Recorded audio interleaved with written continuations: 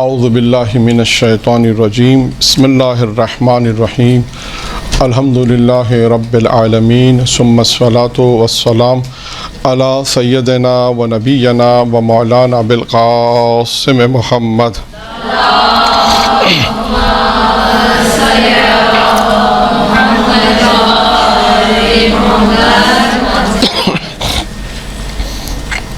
وعلی بیتہ الطیبین الطاہرین المعصومین المنتخبین المیامین اما بعد قال سبحانہ وتعالی فی کتابہ الکریم بسم اللہ الرحمن الرحیم انا علینا للہدی۔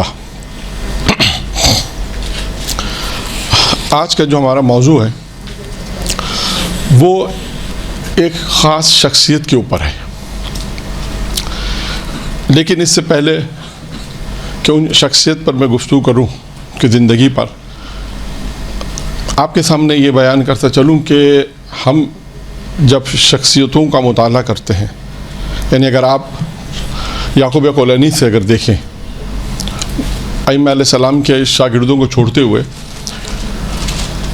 یعقوب کولینی کے بعد اگر آپ مطالعہ کریں ان شخصیتوں کا، مرجع مجتہد، ان کی زندگی کو مطالعہ کریں تو بہت ساری چیزیں ہمارے سامنے آتی ہیں۔ اور یا تو یوں کہیے کہ اگر ہم ایک موضوع کو اگر بنانا چاہیں کامیاب زندگی،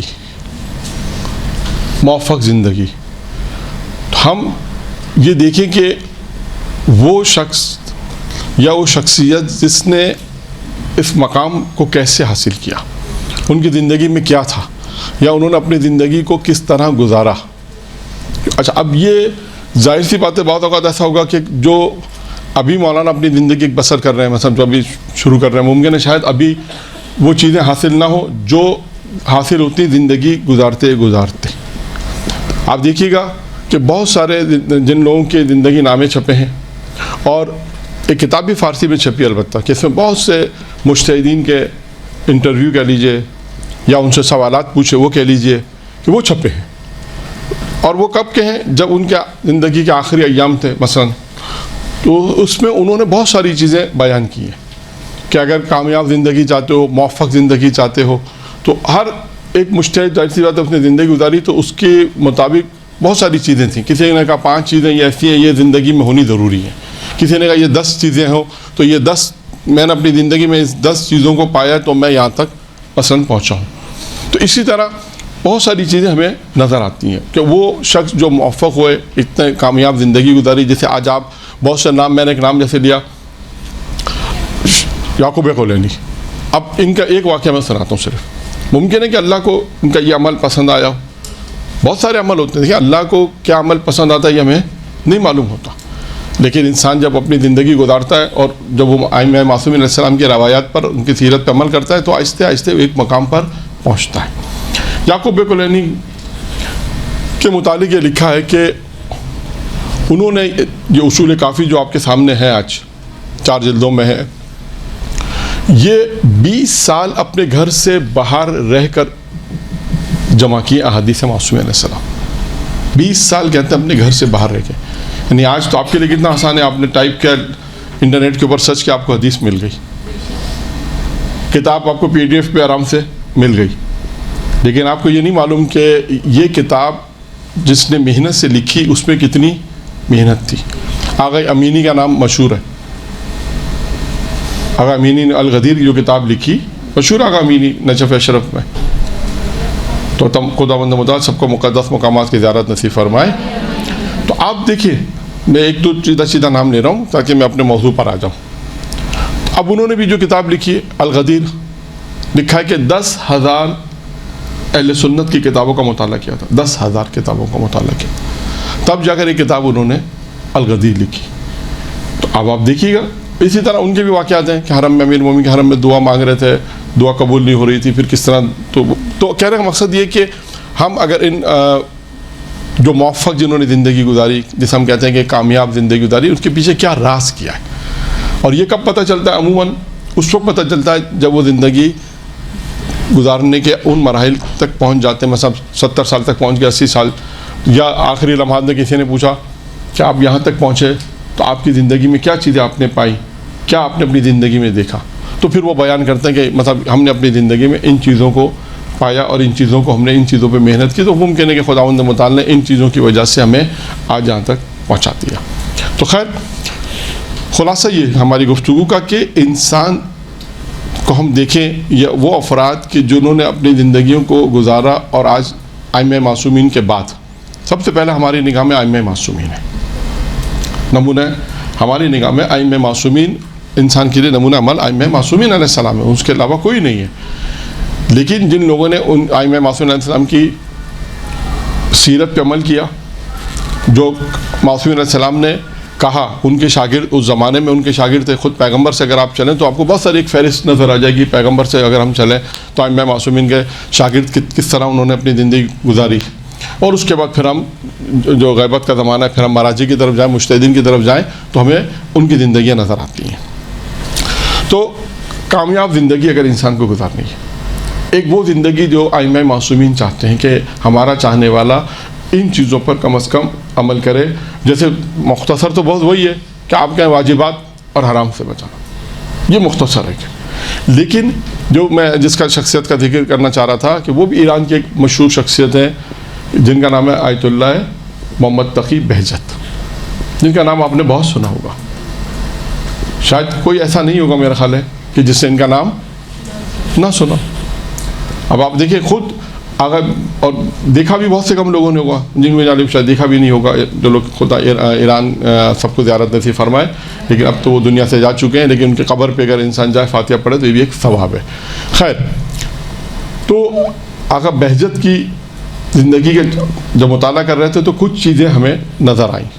ممکن ہے کہ یہ 50-100 صفحوں میں تو ساری زندگی کی چیزیں نہیں ہو سکتی، لیکن کچھ 7-8 چیزیں نظر آئیں کہ شاید یہ لگتا ہے کہ آقا اپنی زندگی میں کن چیزوں کو اہمیت دیتے تھے۔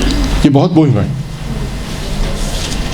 کہ کن چیزوں کو انہوں نے اپنی زندگی میں اہمیت دی، اور شاید لگتا ہے کہ یہی سبب بنا ہے کہ ایک شخصیت، معروف شخصیت، عرفانی شخصیت، اور ایران میں آپ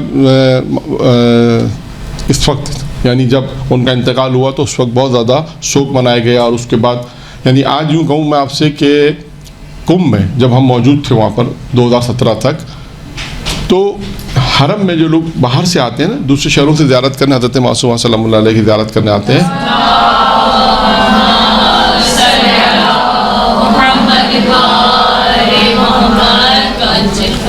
جب زیارت کرنے آتے تھے تو حضرت معصومہ کی زیارت کے بعد وہ ایک دوسرا سوال معلوم ہے کیا پوچھتے تھے؟ آقا بہجت کی قبر کہاں ہے؟ یعنی وہ جانتے تھے کہ آقا بہجت ایک ایران کے اندر ایک معروف شخصیت ہیں، عارف شخصیت ہیں، اب ان کا انتقال ہو گیا تو ان کو معلوم ہے کہ حرم میں دفن ہے، لیکن ان کی قبر نہیں معلوم تھی۔ تو یعنی یعنی کہنا مقصد ہے کہ آنے والے زیارت، جب حضرت معصومہ کی زیارت کے بعد وہ دوسرا سوال یہ پوچھتے تھے کہ آقا بہجت کی قبر کہاں ہے، تاکہ ان کی قبر پہ جا کے فاتحہ پڑھے۔ تو خیر، اب آقا بہجت کی زندگی میں جو چند چیزیں ہمیں نظر آتی ہیں ان کو ہم ڈسکس کریں گے آج، جو ہمارے پاس وقت ہے، جن میں سب سے پہلی چیز جو نظر آتی ہے وہ ہے ان کا آل محمد سے عشق ہونا، محبت آل محمد کا، اور صرف محبت کا ہونا نہیں ہے،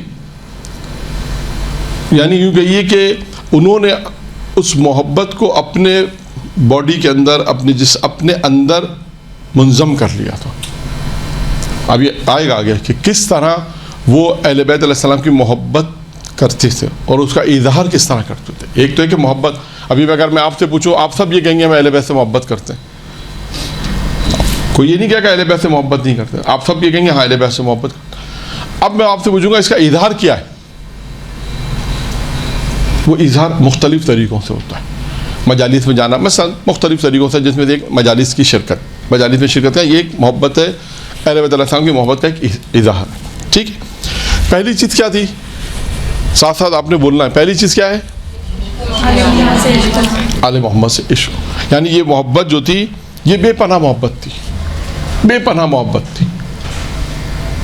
اور اس کے بعد اب اس محبت کا اظہار کس طرح کرنا ہے، ایک۔ اچھا، دوسری چیز یہ بھی بتاتا چلوں کہ دوسری چیز اہل بیت علیہ السلام کو، یعنی اہل بیت علیہ السلام انہوں نے یعنی اہل بیت علیہ السلام سے کیا درس لیا.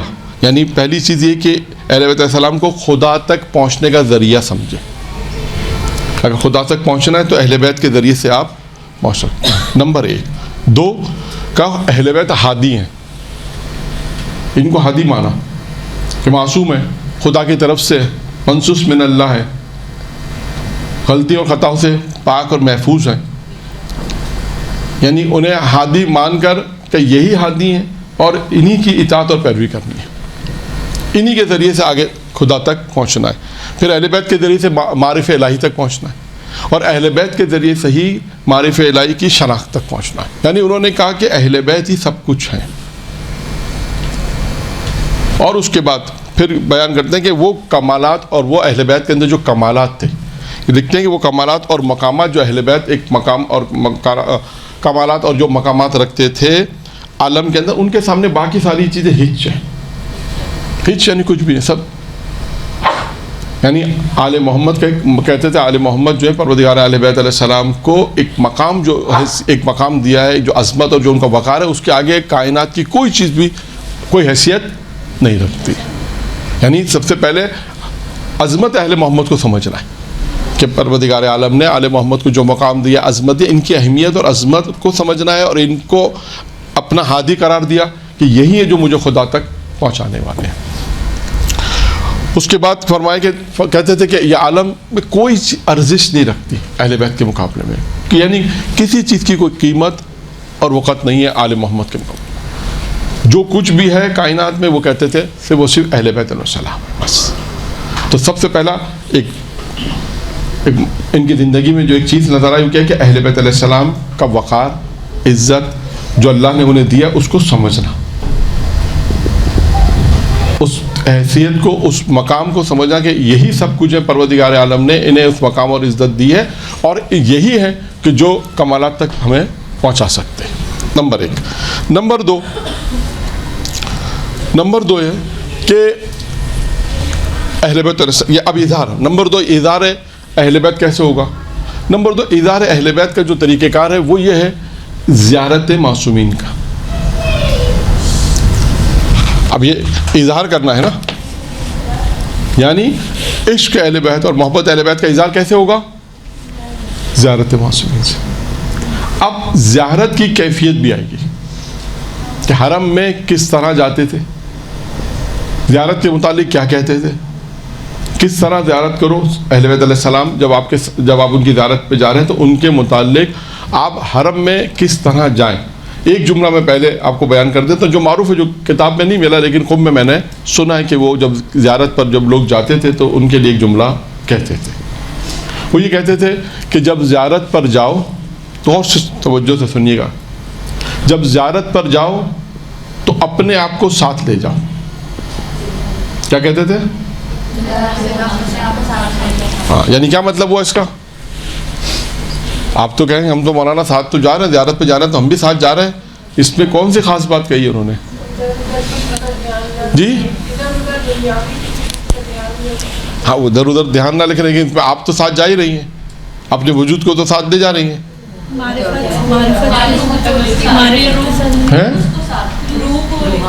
یعنی کس طرح, یعنی تقریباً باتیں آپ سب صحیح کر رہی ہیں, لیکن اپنے کہنے کا کیا تھا, جب اپنے آپ کو ساتھ لے جاؤ, جب زیارت پہ جاؤ تو اپنے آپ کو ساتھ لے. اس کا کیا مطلب ہے کہ اپنے آپ کو ساتھ لے جاؤ, یعنی جب زیارت پہ پہنچو تو تم سوچو تم بھی, اب تمہارا وجود بھی وہاں پر ہے, پاکستان میں نہیں ہے, ہندوستان میں نہیں ہے, امریکہ میں نہیں ہے, یو ایس میں نہیں ہے, انگلینڈ میں نہیں ہے. مطلب جب آئے ہو زیارت کے لیے تو اپنے وجود کے ساتھ زیارت کرو. ہاں ٹھیک ہے, آج کل کے دور میں کہیں مولانا تو ضروری ہے کہ وہاں سے ارتباط بھی ہونا چاہیے, وہ سب صحیح اپنے مقام پہ, لیکن حضور اب آئے گا بتایا انہوں نے کہ کس طرح انسان زیارت کرے. اور دوسرا جملہ کیا کہا, یہ تو ایک جملہ ہے, جب جاؤ تو اپنے آپ کو ساتھ لے جاؤ, جب وہاں سے واپس آؤ تو اپنے آپ کو وہاں چھوڑ کر آؤ. اس کا کیا مطلب ہے جی؟ جی ایک ایک کر کے,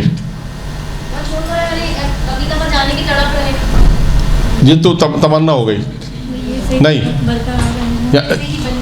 جی ویسے ہی بن کر یعنی جیسے وہ لوگ گزاری ہیں زندگی لائف ان کی لائف میں آپ اپنے آپ کو ہمیشہ کے لیے واپس آؤ تو وہی چیزیں اپناؤ جیسے کہ آپ ان کے سامنے. نہیں ایک اور چیز ہے اس میں نقطہ, ہاں وہ ٹھیک ہے, لیکن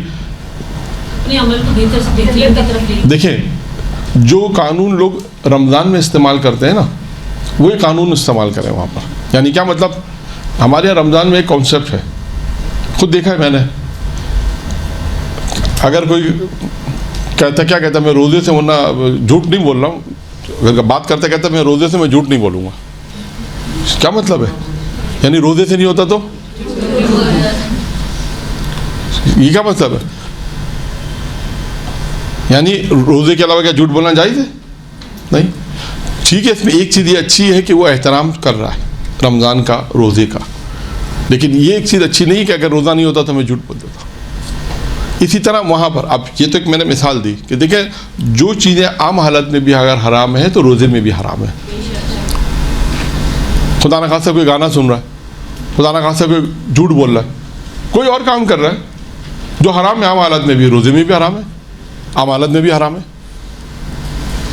اب آئیے وہاں پر, یعنی جو لوگ زیارت پر جاتے ہیں نا, یہ ہم نے خود بھی دیکھا ہے, کیا کرتے ہیں, نماز پابندی سے پڑھتے ہیں, ٹھیک ہے, پڑھنے والے پڑھتے ہیں پابندی سے, ٹھیک ہے, پھر اس کے بعد غلط باتیں نہیں کرتے, پھر اس کے بعد کوئی بات ایسی نہیں کرتے جو کہتے ہیں اب یہ میں زیارت پر ہوں, کراچی میں ہوتا تو میں تم کو بتاتا.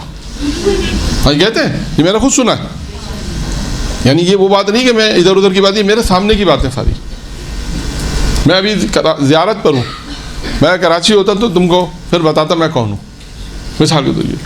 اس کا کیا مطلب ہے کہ زیارت پر جانے کے بعد آدمی ائمہ علیہ السلام کا احترام کر رہا ہے کہ میں زیارت پر ہوں تو یہ سب کام میں نہیں کروں.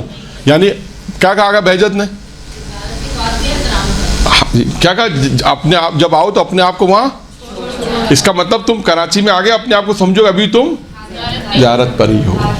یعنی جو تم احترام وہاں کر رہے تھے وہ احترام ابھی یہاں بھی کرو. یس, کیونکہ لوگ جب زیارت پر جاتے ہیں تو بہت ساری چیزوں کا احترام کرتے ہیں, بہت ساری باتیں نہیں کرتے جو وہ عام حالات میں کرتے ہیں, کیونکہ کہتے ہیں معصومین کے سامنے. لیکن یہ اعتقاد رہے کہ معصومین کے سامنے, آج بھی معصومین کے سامنے ہی ہے.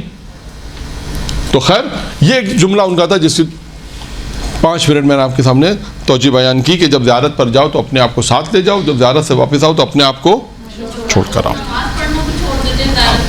تو پھر ٹھیک ہے. اور خواتین میں بھی ایک مسئلہ ہے نا, ہے خواتین کا بھی ایک مسئلہ ہے. یہ تو نمازیوں کا تو مسئلہ ہے, خواتین کا بھی ایک مسئلہ ہے. ہاں وہ سمجھتی ہیں کہ امام رضا علیہ السلام سے ہم کو ایران میں دیکھ رہے ہیں یا عراق میں دیکھ رہے ہیں. ہم نے تو بہت سفر کیا جہاز میں الحمدللہ آنا جانا, تو ابھی جب جہاز تہران سے اڑتا ہی نہیں ہے کراچی کے لیے تو وہ پتہ نہیں چلتا کہ آدمی فلائٹوں میں پتہ چل جاتا ہے کہ اس میں زوار کتنے ہیں اور زیارت کرنے میں حقیقی زوار کتنے ہیں. اس سے زیادہ میں نہیں کہہ سکتا, لیکن بہرحال حقیقت وہی والی چیز ہے کہ جب دین کو تسلیم کریں تو حقیقت سے.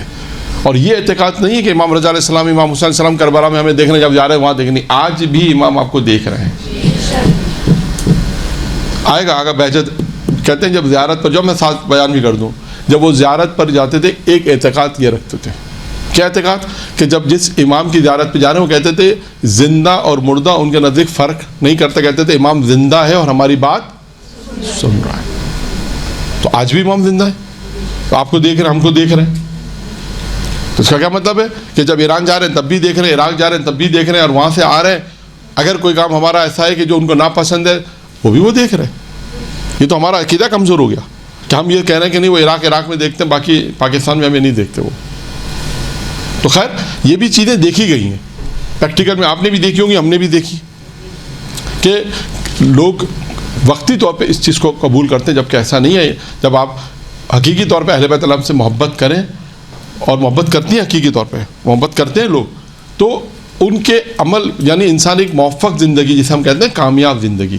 آپ دیکھیں ابھی ایک چیز میں نے آپ کے سامنے سے بیان کی, محبت اہل بیت, اظہار اہل بیت, یہ محبت کا اظہار ایک زیارت ہے. اب وہ آگے جب زیارت پر جاتے تھے کہتے ہیں حرم معصوم باقاعدہ حرم معصومہ میں ایک ٹائم تھا جس پہ وہ مقید جاتے تھے زیارت کے لیے اور مفصل زیارت کرتے تھے, اور اس کے بعد خود الحمدللہ ہم نے بھی کئی دفعہ دیکھا ہے ان کو واپس زیارت کرتے, اور اس کے بعد پھر وہ مشہد جب جاتے تھے تو وہاں پر بھی باقاعدہ کبھی 1 مرتبہ کبھی 2 مرتبہ زیارت پر جاتے تھے. یعنی عشق جو ہمارا ہے نا اہل بیت سے, یہ تمنا ہم بار بار ہر سال بار بار جائیں, جو بار بار جا سکتا ہے بار بار جائیں, اللہ تعالیٰ نے توفیق دی پیسہ دیا تو بار بار زیارت کرے, سال میں 1 مرتبہ نہیں 2 مرتبہ بھی اگر زیارت کرے, لیکن زیارت کے بعد وہاں سے ائمہ علیہ السلام سے کچھ لے کر آئے. خدا نخواستہ اپنی زندگی کو مزید اس میں غرور تکبر پیدا نہ کرے کہ میں تو 10 دفعہ گیا ہوں 15 دفعہ گیا ہوں, نہیں, بلکہ انکساری اور تواضع.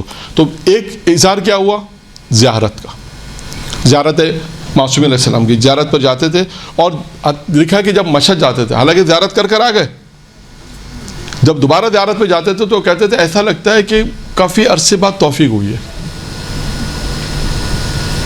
جیسے مرجع آغا شیخ انصاری کے متعلق ہے, کہتے ہیں جب 2 دن حوضے میں چھٹی ہوتی وہاں پر نا نجف میں قوم میں 2 دن جمعرات و جمعہ, ہمارے استاد بیان کرتے تھے کہ آغا شیخ انصاری جب درس کے لیے آتے تھے نا جمعرات اور جمعے کی چھٹی کے بعد ہفتے کو, تو کہتے تھے ایسا لگتا ہے کہ 2 مہینے چھٹی کے بعد میں پڑھا رہا ہوں, 2 ماہ گزشتے. یعنی کتنا عشق تھا ان کو پڑھانے سے, سوچیں آپ. ان کی بھی بڑی دلچسپ ہسٹری ہے, تاریخ بہت, اپنی زندگی میں کیا پڑھا کرتے تھے. ٹھیک ہے, زیارت ایک اظہار عشق ہے, اور زیارت بھی جو کرتے تھے یعنی مشتاقانہ, یعنی اشتیاق رکھتے تھے مجھے اہل بیت کی زیارت پہ جانا, لکھا ان کے لیے کہ, اور زیارت اس طرح یعنی زیارت حضرت معصومہ کو سلام اللہ علیہ, امام رضا علیہ الصلوۃ والسلام کے در.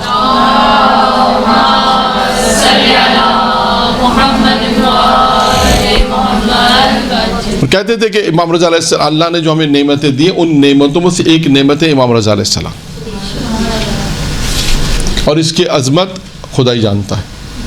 ٹھیک ہے, ایک یہ. اس کے بعد کہتے تھے زیارت کرو معرفت کے ساتھ, واقعا انسان زیارت کرے معرفت کے ساتھ زیارت کرے, اور جب وہ اس نے دخول پر آ جائیں. دیکھیں ایک ایک چیز, صرف ہم گئے زیارت کر آ گئے, آپ آگا کی زندگی پڑھیں اور بھی لوگوں کی زندگی کو آپ پڑھیں گے تو آپ کو پتہ چلے گا خود زیارت کس طرح کرنی ہے. کہ جب اس نے دخول پڑھو اور گریہ ہو جائے, آنسو جاری ہو جائیں, تو یہ سمجھو کہ تمہیں اجازت مل گئی اندر آنے کی. جیسے ڈور بیل ہوتی ہے نا, بیل بجاتے ہیں, وہ اجازت ہوتا ہے اندر آنے کے لیے, اندر سے لاک کھل جاتا ہے. کہا کہ جب اس سے دخول پڑھو, دروازے پہ جب آپ پہنچے ہیں, یہ دروازے پہ اس سے دخول آپ نے پڑھا اور آنسو آ جائیں, آپ دیکھیں امام کی بارگاہ میں آنسو آ جائیں تو آپ کیا سمجھیں, آپ کو اجازت مل گئی. یہ دیکھیے یہ ایک چیز. اور آگے چلتے ہیں. پھر اس کے بعد اس سے دخول, جب حرم میں جاتے تھے 2 زیارتوں کے بارے میں کہتے تھے, ان 2 زیارتوں کو ضرور پڑھا کرو. ہر معصوم کے ہے کہ ہر معصوم کی جب روزے پر جائیں تو 2 زیارتیں, یہ 2 زیارتیں کون سی, زیارت جامع کبیرہ اور زیارت امین اللہ. یہ 2 دعائیں ضرور پڑھیں. ان کے بیٹے کہتے ہیں کہ بابا اتنی کثرت سے, یعنی ان کے بیٹے کہتے ہیں کہ اتنی کثرت سے زیارت جامع کبیرہ پڑھتے تھے کہ ان کے الفاظ ہمیں حفظ ہو گئے تھے, اتنی زیادہ کثرت ہے زیارت جامع کبیرہ پڑھتے. یہ 2 زیارتوں کے بارے میں ہے کہ وہ 2 زیارتیں کثرت سے پڑھتے تھے. اور تیسری زیارت بھی انہوں نے کہی جو ہم اپنے استاد سے نقل کرتے ہیں, وہ کون سی زیارت ہے, زیارت عاشورہ. یہ 3 زیارت کے بارے میں ملتا ہے کہ اس کو کثرت سے مداوات سے پڑھنے کو کہتے تھے کہ ان کو پڑھا جائے, اور کتنی مشکلوں کا حل بھی زیارت عاشورہ میں موجود ہے. اور کسی نے ان سے کہا کہ ہم زیارت عاشورہ دعا ہے اس کے بعد 100 مرتبہ جو 2 چیزیں پڑھنی ہیں, تو کہا کہ وہ 2 چیزیں جو 100 مرتبہ پڑھنا ہے 100 مرتبہ, وہ ہم نہیں پڑھ سکتے. تو کہا کہ جب ان 100 مرتبہ نہیں پڑھ سکتے تو انہوں نے کہا کہ آپ مختصر زیارت عاشورہ پڑھ لیں. مختصر کیا ہے, جو اہل علم نے بیان کیا ہے کہ مختصر یہ کہ 100 مرتبہ اگر نہیں پڑھ سکتے تو اس کو 10 مرتبہ, آپ اس کو کم از کم 10 مرتبہ پڑھ لیں. تو یہ مختصر زیارت عاشورہ کی ہوئی. خود زیارت عاشورہ کے بھی کتنے فوائد ہیں وہ اپنے ایک مقام پر ہیں, لیکن آپ دیکھیں کہ یہ ان کی سیرت میں ہمیں، ان کی زندگی میں ہمیں یہ نظر آتا ہے کہ عشق اہل بیت علیہ السلام، زیارت، خود زیارت پر جانا، کس طرح جانا ہے حرم میں، ادب کا خیال کرنا ہے. کہتے تھے جب حرم میں جاتے تھے تو سکوت کا خیال کرتے تھے، ادب کا خیال کیا، یعنی مقید تھے کس چیز کے؟ احترام کے، ادب کے، کہ حرم میں جا رہے ہیں. کیوں؟ وہ کہتے تھے کہ یہاں پہ آواز بلند مت کرو، زیادہ شلوغ جسے کہتے ہیں، زیادہ شور شرابہ جیسے بچے کرتے ہیں، سکوت. کیوں کہتے تھے؟ نہیں معلوم کہ کون، یا نہیں معلوم کہ کتنے ملائکہ اور کتنے اولیاء جو خدا کے اولیاء ہیں وہ اس کا حرم کا طواف کر رہے ہیں، کہتے تھے. تو لہٰذا انسان جب حرم میں جا رہا ہے تو اس کا احترام، دیکھیں صرف زیارت پہ آپ دیکھیں، کہنے کا مقصد اس سے زیادہ توجہ دے رہا ہوں کہ ان کی زندگی میں جو چیزیں آتی ہیں وہ آپ کو توجہ سے دیکھنی، کہ ماسوم علیہ السلام کی زیارت پر جانا ایک ہو گیا، زیارت پڑھنا ایک ہو گیا. کون کون سی زیارت پڑھنی ہے خاص؟ وہ بھی ہو گیا. زیارت وارثہ بھی ہے، ایسا نہیں کوئی مولانا زیارت وارثہ بھی ہے، لیکن زیارت وارثہ بھی ہے کہ وہ بھی انسان کثرت سے پڑھے. لیکن انہوں نے ان چیزوں کے متعلق فرمایا کہ یہ 3 زیارتیں جو انسان اس کو کثرت سے انجام دے. درود پڑھے محمد و آل محمد.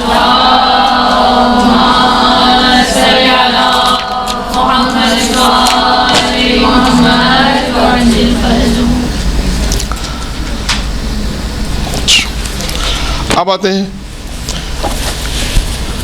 کسی نے ان سے پوچھا کہ آپ حرم میں وقت بہت گزارتے ہیں، مفصل زیارت، جو میں نے کہا نا مفصل زیارت کرتے تھے، امام رضا کے حرم میں بھی ہے، امام معصوم کے حرم میں بھی ہے. انہوں نے ایک کسی کا قصہ بیان کیا، جس سے سوال پوچھا اس سے کسی کا قصہ یہ بیان کیا، کہا کہ امام حسین علیہ السلام کے حرم میں ایک مجتہد تھے، قریب مجتہد، یعنی کہا ابھی مجتہد بنے نہیں تھے لیکن مجتہد ہونے کے قریب تھے، ایک شخصیت تھی، وہ بھی امام حسین علیہ السلام میں بہت زیادہ بیٹھا کرتے تھے. تو ایک مرتبہ کہا زلزلہ آیا، تھوڑا ایک جھٹکا آیا زلزلہ کا، تو لوگ ادھر ادھر ہو گئے. کہا کہ ان شخصیت کو دیکھا وہ وہیں بیٹھے، وہ اپنی جگہ سے نہیں ہلے. تو لوگوں نے ان سے پوچھا کہ آپ کو محسوس نہیں ہوا، آپ بھاگے نہیں؟ کہتے انہوں نے جواب دیا کہ میں جنت میں بیٹھا ہوا تھا تو میں جنت سے کیسے باہر جاؤں. سبحان اللہ. دیکھیے یہ معرفت ہے، یہ معرفت ہے کہ آپ زیارت پہ جن کی جا رہے ہیں ان کی معرفت ہونی چاہیے. اور ان سے جب پھر یہ بیان کرتے ہیں، جب پھر ایک کسی نے نوجوان نے کہتے ہیں کہ مشہد میں ان سے پوچھا کہ آپ تھکتے نہیں اتنا حرم میں؟ تو کہتے ہیں جب یہ باہر نکلے اور جب نکلتے جا رہے ہیں صحن سے، جب صحن کو عبور کیا تو اس وقت تک بھی سورہ فاتحہ پڑھتے ہوئے جاتے، محرومین کے لیے سورہ فاتحہ پڑھتے ہوئے جا رہے ہیں. اور اس کے بعد اس نوجوان کو کہتے ہیں جیب سے پیسے نکال کے دیے کہ فلاں حکمت کی دوائی خرید لو، کھا لینا، یہ کھاؤ گے تو تمہارے پیر درد نہیں کریں گے. تو آپ دیکھیے جو پہلی چیز نظر آئی کیا ہے، وہ پہلی چیز جی پہلی چیز کیا نظر آئی؟ عشق. اب اس کا اظہار معرفت اہل بیت ایک ہو گیا. دوسرا اظہار عشق کیا ہوا؟ زیارت پر جانا، زیارت پڑھنا. کون سی زیارت پڑھی جائے؟ حرم میں کس طرح جانا ہے، حرم میں کس طرح بیٹھنا ہے. آپ جب حرم جا رہے ہیں تو نگاہ آپ کے حرم میں احترام حرم ہونا چاہیے.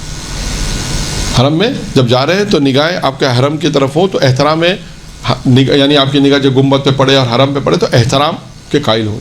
اعتقاد رکھتے تھے اور کہتے تھے کہ یہ حرم میں جو دروازوں پہ جو گرد و غبار ہے اس کو شفا سمجھتے تھے. یعنی آپ دیکھیں ہم کتنی دفعہ حرم گئے، کیا شاید انہوں نے جس طرح شاید بتایا کہ اس طرح اہل بیت علیہ السلام کی زیارت کے قائل ہو، مجھے نہیں معلوم کتنے لوگوں نے اس طرح زیارت کی ہوگی. لیکن اگر انشاءاللہ اس طرح زیارت کریں تو پتہ چلے گا کہ ہم کس کے حرم میں جا رہے ہیں اور ان سے کیا ہمیں لینا ہے. ٹھیک ہے، ایک بات. اب آتے ہیں ایک اور چیز کہ جب حرم میں جاتے تھے، اگرچہ کہتے ہیں کہ ضعیف بھی بہت ہو گئے تھے، مجتہد بھی تھے، اپنے آپ کو یہ نہیں کہ میں مجتہد ہوں، نہیں، کہ حرم میں جب جاتے تھے تو کمر اپنی جھکا دیتے تھے، متواضع شخصیت. کیوں؟ کس کی بارگاہ میں جا رہے ہیں؟ امام کی بارگاہ میں جا رہے ہیں. خدا نہ خاصا یہ نہیں کہ میں مر جاؤں مجتہد ہوں تو میں اپنے آپ کو کوئی چیز سمجھ کے نہیں. کہتے ہیں حرم جب جاؤ تو اپنے متواضع شخصیت بن کے جاؤ. دنیاوی اعتبار سے شاید بلکہ یہ کہوں کہ جو بھی رتبہ آپ کے پاس ہے وہ انہی کی وجہ سے آپ کے پاس ہے. اگر مرجع مجتہد بنے تو انہی کی وجہ سے توسل شاہ بنے، اگر کوئی شخصیت بنے تو اس اہل بیت کی وجہ سے شخصیت بنے. تو جب انہی کے پاس جا رہے ہیں تو انسان کس طرح جھک کر جائے، کس طرح جائے، تاکہ متواضع شخصیت کہتے ہیں متواضع انکساری کے ساتھ جائے. اگر پھر بھی لکھا ہے کہ اپنے اس زمانے میں جب یہ مرجع مجتہد تھے, ضعیف تھے, اس کے باوجود بھی وہ اس طرح حرم میں جاتے تھے. اچھا اب دیکھیں ایک اور چیز ملتی ہے, یہ بھی بہت اہم ہے. وہ کیا ہے؟ لکھا ہے کہ جب انہیں یہ اطلاع ملتی تھی, یہ سب ساری چیزیں آ رہی ہیں عشق اہل بیت پہ, یہ ذہن میں رکھیے گا محبت کیسی تھی. بار بار میں اس سے کر رہا ہوں تو تھوڑا سا تکرار ہو رہا ہے جملے کی, لیکن تاکہ آپ کی توجہ رہے اس جملے پر. اب جب انہیں یہ اطلاع ملتی تھی کیونکہ کربلا جا رہا ہے, تو کیا کرتے تھے؟ کہتے تھے اسے تھوڑی سی رقم دیتے تھے, کچھ پیسے دیتے تھے اور کہتے تھے میری نیابت میں زیارت پڑھنا. یہ محبت اہل بیت کا ایک اظہار یہ بھی ہے. اس کے بعد زیارت عاشورہ کا آ گیا, پڑھتے تھے, کہتے تھے مسلسل پڑھا کرو, اور باقی میں نے زیارت عاشورہ کے متعلق آپ کے سامنے بیان کر دیا. تاکید بہت کرتے تھے زیارت عاشورہ کی, کہ بہت زیادہ تاکید کرتے تھے, لوگوں کو کہتے تھے کہ اس زیارت عاشورہ مسلسل جو ہے وہ مداوات سے اس کو پڑھو. اب آتے ہیں ایک اور چیز جو ان کی زندگی کے اندر بہت اہم نظر آئی, وہ ہے عزاداری. جی اب اس کو ہاں تیسرا کہہ لیں یا جو نمبر دینا چاہتے ہیں, کیونکہ میں نے مختلف چیزیں بیان کی ہیں. عزاداری ان کی زندگی میں بہت اہم کردار تھا. عزاداری سید الشہداء. اب اس عزاداری کے اندر کیا کام انجام دیتے تھے؟ لکھا ہے کہ اپنے گھر پر کئی سال تک مجلس کرواتے تھے, اور جب ایک وقت آیا کہ جب افراد بڑھ گئے تو مسجد میں وہ مجلس کام منتقل کر لی مسجد حسینیہ میں. اور آخری وقت میں لکھا ہے کہتے تھے اپنے جب وہ نہیں جا پاتے تھے تو اپنے بیٹے سے کہتے تھے جا کے دیکھو کہ مجلس کے انتظامات مکمل ہیں یا نہیں ہے. یہ تو آخری وقت ہے. اب زندگی میں جب جوان تھے, کہا جب اپنے گھر پہ مجلس کرتے تھے, پہلا کام تھا مجلس کا منعقد کرانا. اور یہاں پر میں ایک جملہ اور بھی کہہ دوں کہ جو میں نے بھی روایات میں پڑھا ہے کہ اگر کسی مشکل میں آپ آئیں, لکھا ہے اگر کوئی بھی مشکل کسی کو مشکل ہو جائے تو وہ یہ منت مانے کہ میرا یہ کام ہو گیا تو میں مجلس سے امام حسین علیہ السلام برپا کروں گا یا کروں گی. آپ مجھے بتائیے, مجھے نہیں معلوم, مجلس تو ہر سال ماشاءاللہ آپ کے ہوتی ہے, سالانہ مجلس ہوتی ہے, کبھی کسی نے کسی مشکل میں یہ منت مانی ہے؟ 2 3 افراد, 60 70 میں سے 50 میں سے 3 4 فرض کر لیں 5. کہنے کا مقصد کیا ہے کہ مشکل کسی کے پاس نہیں ہے, مشکل سب کے پاس ہے, اس کی نوعیت الگ الگ ہے. آزمائش خدا ہے, مشکلات بھی پروردگار کی طرف سے آزمائش ہے. کبھی وقت زیادہ ہوتا ہے, کبھی مشکلات تھوڑی زیادہ ہو جاتی ہے, روزی کی مشکلات ہے, بچے کی شادی نہیں ہو رہی, شادی ہو گئی تو اولاد نہیں ہو رہی مثال کے طور پر, رشتے نہیں آ رہے مثال کے طور پر, نوکری نہیں لگ رہی, نوکری ہے تو ترقی نہیں ہو رہی, بیماری ہے تو وہ پیچھا نہیں چھوڑ لی مثلا. کتنی بہت ساری انسانی زندگی میں انسان کی پرابلمس ہیں, آزمائش ہے سب. لیکن یہ منت مانے کہ میرا, کیونکہ اکثر ہم سے لوگ پوچھتے ہیں مولانا بیٹی کا رشتہ نہیں ہو رہا مثلا, کوئی عمل بتا دیں. مجلس سے بہتر عمل ہے کوئی ہے؟ بہت سے عمل ہیں, بعض دعا یا سورہ, بعض آپ کو عمل بتائیں گے فلاں فلاں سورہ پڑھیں, ٹھیک ہے. بعض نوکری نہیں لگ رہی, کتنے ایسے لوگ ہیں جو نوکریاں نہیں لگ رہی, اگر ہے تو بہت کم پیمنٹ ہے, چاہتے ترقی ہو جائے نہیں ہو رہی, تو اس کے لیے کیا حال ہے کہ انسان اپنی مشکل کے ذریعے کس کا سہارا بنائے؟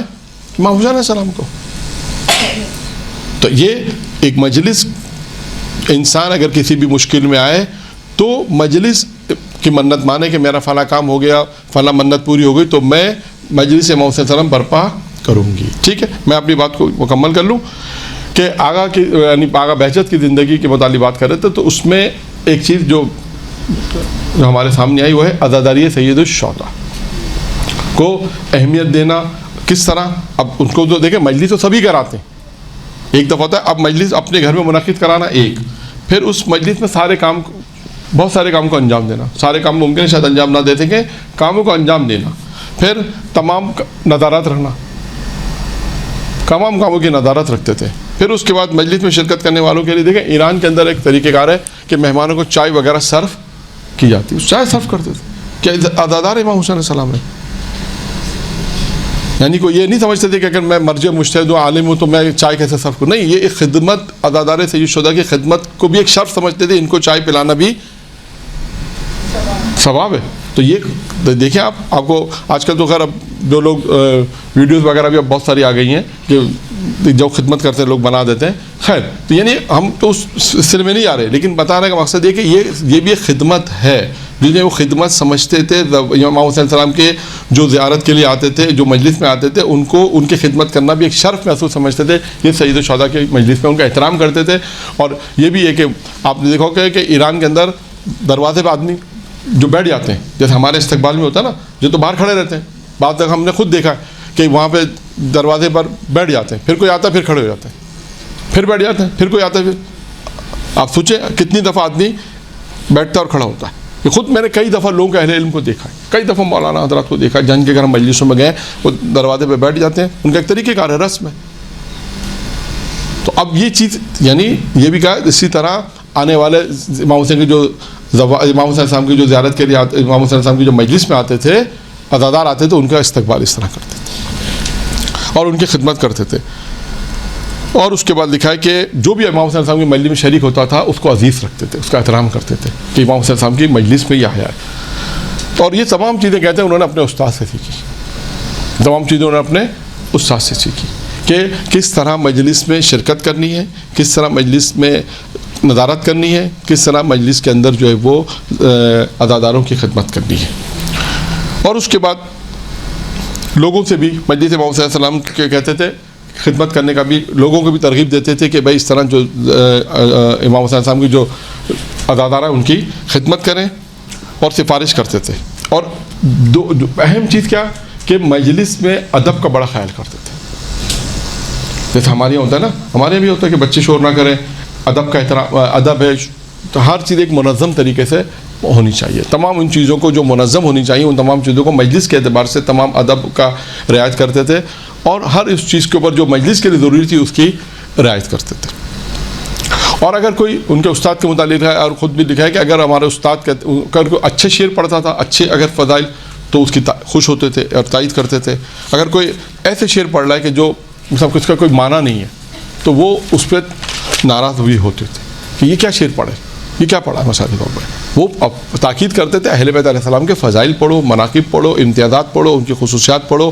یہ تمام چیزوں کے لیے یعنی کہا کرتے تھے کہ ان تمام چیزوں کو پڑھو مجلس کے اندر. فضائل اہل بیت پڑھو, مناقب اہل بیت پڑھو, ان کے امتیازات پڑھو, ان کی خصوصیات پڑھو, جو اللہ نے ان کو عظمت و وقار دیا ہے. تب وہ ان چیزوں کو پڑھا جائے, نہ ان چیزوں کو پڑھا جائے کہ جس کا کوئی بات اشعار اگر کوئی پڑھ رہا ہے ایسے کہ جس میں کوئی فضیلت نہیں ہے, یا کوئی ایسی چیز پڑھ رہا ہے کہ جس کا کوئی معنی بھی نہیں ہے, تو اس چیز سے ان کو روکتے تھے اور ناپسند کرتے تھے. ٹھیک ہے. اور اس کے بعد ایک اور جو چیز ہے جو وہ اپنی زندگی میں کرتے تھے کہ خاص مصائب امام حسین علیہ السلام کا, یعنی کہتے تھے کہ مجلس کسی بھی معصوم کے حوالے سے ہو, ایام عزامت ہوتی ہے, اس کے علاوہ جو مجلس ہوتی تھی, کہ مصائب کا اختتام امام حسین پہ ہونا چاہیے. مصائب کا اختتام امام حسین علیہ السلام پہ ہوتے تھے, کہ مصائب جو ہیں وہ امام حسین علیہ السلام پر. اور یہاں پر میں بیان کر دوں کہ عشق امام حسین ان کے نزدیک ایک خاص اہمیت رکھتے تھے. کہتے تھے یہ آنسو جو ہے نا, یہ انسان کو کمالات تک پہنچاتے ہیں. یہ جو آنسو ہیں یہ انسان کو کمالات تک پہنچاتے ہیں. دیکھیں نا, اگر مرشی کے حوالے سے بھی ملتا ہے نا کہ وہ رومال جو انہوں نے 70 سال, جہاں تک مجھے یاد آ رہا ہے 70 سال تک ان کے پاس تھا, جس سے انہوں نے آنسو پہنچے تھے, اور کہا تھا کہ وصیت کی تھی کہ یہ رومال جو ہے وہ میرے ساتھ کفن میں رکھ دیا جائے. تو انہوں نے بھی اس بات کی اہمیت دی کہ یہ آنسو جو امام حسین السلام کے غم میں جو آنسو نکل رہے ہیں, آنسو کی کتنی اہمیت ہے, یہ میرے ساتھ جائیں. یہ یعنی شاید اپنی شفاعت کا جو حصہ تھا, اپنی شفاعت جو کرانا چاہتے وہ جاتے تھے کہ یہ آنسو جو ہے میری شفاعت کراتے ہیں. تو ان کی زندگی میں بھی ہمیں یہ چیز نظر آتی تھی.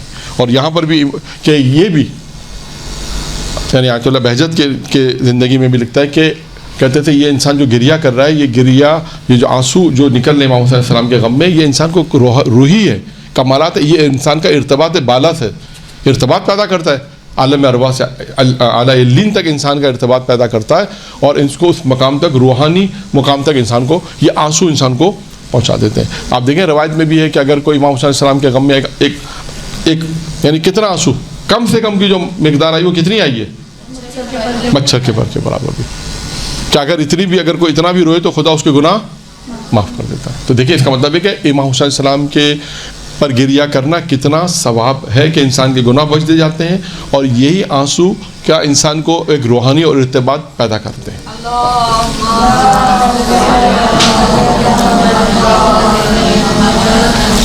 और बाद औक़ात लिखा है कि उनकी ज़िंदगी में कि गिरिया इमाम सलाम को वो अफजल नमाज शब से भी अफजल करार देते थे,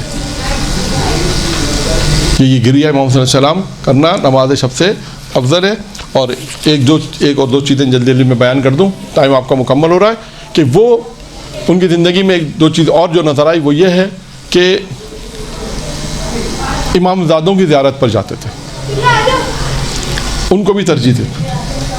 और लिखा कि बिलखुसूस ये जब कुम से मशहद जाते थे या मशहद से जब कुम आते थे तो शाह अब्दुल अज़ीम की ज़ियारत तेहरान में, ख़ास ज़ियारत पे शाह अब्दुल अज़ीम की ज़ियारत तो तर्क नहीं करते थे, उसी रवायत को अहमियत देते थे। कहता वही रवायत जो इमाम हादी अलैहिस्सलाम की रवायत है कि जिसने शाह अब्दुल अज़ीम की ज़ियारत की गोया उसने इमाम हुसैन अलैहिस्सलाम की ज़ियारत की।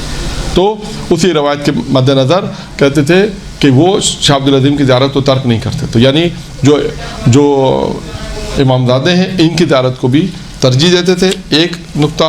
और आखिरी नुक्ता ये था कि वो शायर अल्लाह, जिसे हम कहते हैं ना ताज़ीम शायर, जो चीज़ भी शायर अल्लाह कहलाती है उसकी ताज़ीम करते थे, जो चीज़ भी शायर अल्लाह में शुमार होती है उसकी ताज़ीम और एहतराम करते थे। तो ये बहुत मुख्तसर मैंने आपके सामने कुछ तकरीबन आधे घंटे के अंदर मुख्तसर चीज़ें बयान की, कि आप इनको काउंट करें 5-7 चीज़ें बन जाएंगी। ये 7-8 चीज़ें जो बन गई कि देखिए ये 7-8 चीज़ें उन्होंने अपनी ज़िंदगी में इख्तियार की तो परवरदिगार आलम ने बाबरकत ज़िंदगी उनकी करार दी। तो खुदावंद आलम से दुआ है परवरदिगार हमें भी अहले बैत की सीरत पर अमल करने की तौफीक इनायत फरमाए। दुरूद पढ़े मोहम्मद आले।